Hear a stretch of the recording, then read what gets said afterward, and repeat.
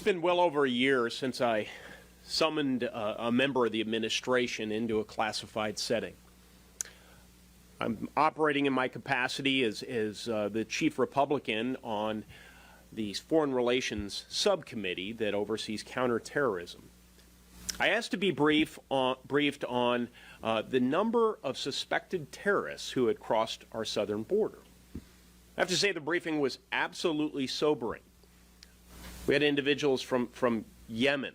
We had, of course, individuals from Central and South America, Africa, all over the world.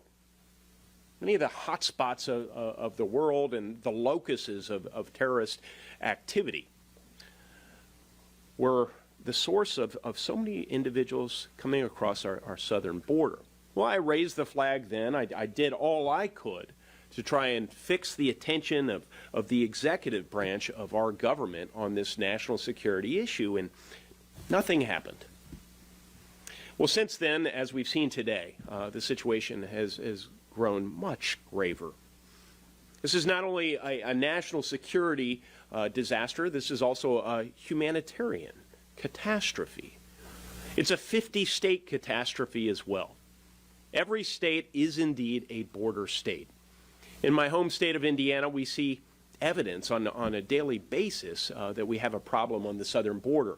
Sometimes we see it manifested in our newspapers and on our radios and on our television screens when we hear about the young people, many old as well, who succumb to opioid deaths, overdoses, or they just become addicted to this horrible substance that ruin lives and uplifts communities.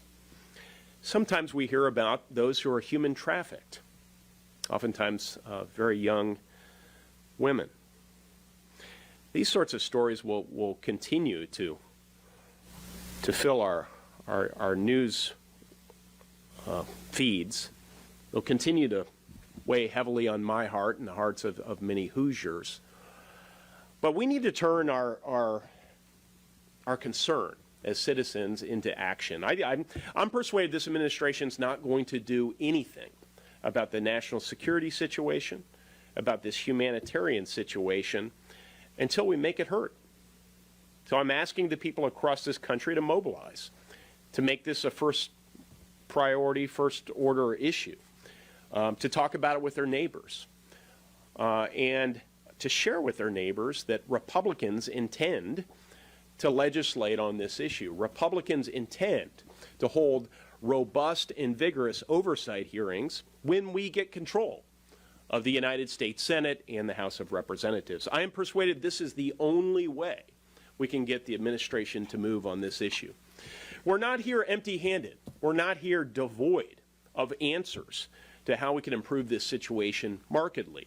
No, we've come here armed with a study which lays out certain recommendations about how to establish effective immigration controls in the United States, how we might strengthen our border security and migration management capacities in that southern border region, how we might target smuggling and trafficking operations by transnational criminal organizations, which, oh, by the way, they're doing quite well right now.